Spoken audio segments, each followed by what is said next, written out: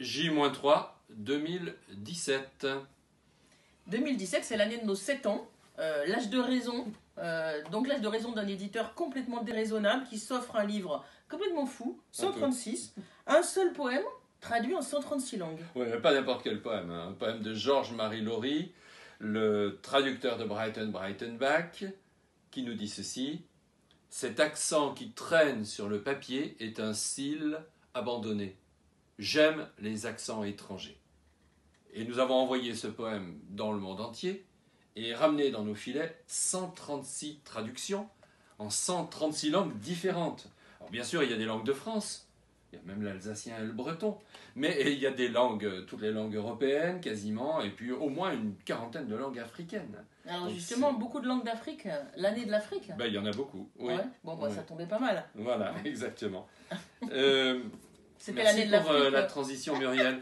120 nuances d'Afrique, c'est l'anthologie établie avec Nimrod et Christian Poslaniec. Alors c'est une anthologie qui nous déconfine la tête d'une manière extraordinaire, puisque nous voyageons dans toute l'Afrique, et même au-delà, puisque nous sommes allés chercher des textes dans ces territoires insulaires, par exemple, de l'océan Indien ou des Antilles, où la culture africaine a essaimé, et même aux États-Unis, dans l'Amérique de Trump. Vous êtes tellement pris au jeu que tu en annonces 120, mais en fait, vous en avez 130. Non, ça, il ne faut pas le dire. Hein, le titre est faux. 120 nuances d'Afrique, en fait, il y a 130 poètes, et parmi lesquels un très grand nombre de femmes. Ah ben quand même. Parce que jusqu'à présent, quand on faisait des anthologies de la poésie africaine, il y avait des hommes qui parlaient merveilleusement des femmes. Mais là, il y a beaucoup de femmes, elles ne parlent pas forcément des hommes d'ailleurs. Alors, on va lire une femme peut-être. Hein. Ingrid Jonker. Attends. Ingrid Jonker, on peut voir son visage. Sur la couverture du roman que Nimrod lui a consacré la même année, L'enfant n'est pas mort. Poétesse d'Afrique du Sud, avec un destin tragique. Et ce poème d'Ingrid Jonker qui a fait en son temps le tour du monde. L'enfant tué par des soldats à Nyanga. L'enfant n'est pas mort. L'enfant lève les poings contre sa mère, qui crie Afrique, crie l'odeur de liberté du Veld dans les townships du cœur ceinturé.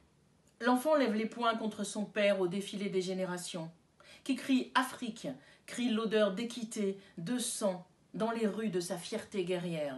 L'enfant n'est pas mort, ni à Langa, ni à Nyanga, ni à Orlando, ni à Sharpeville, ni au poste de police de Philippi où il gît, une balle dans la tête.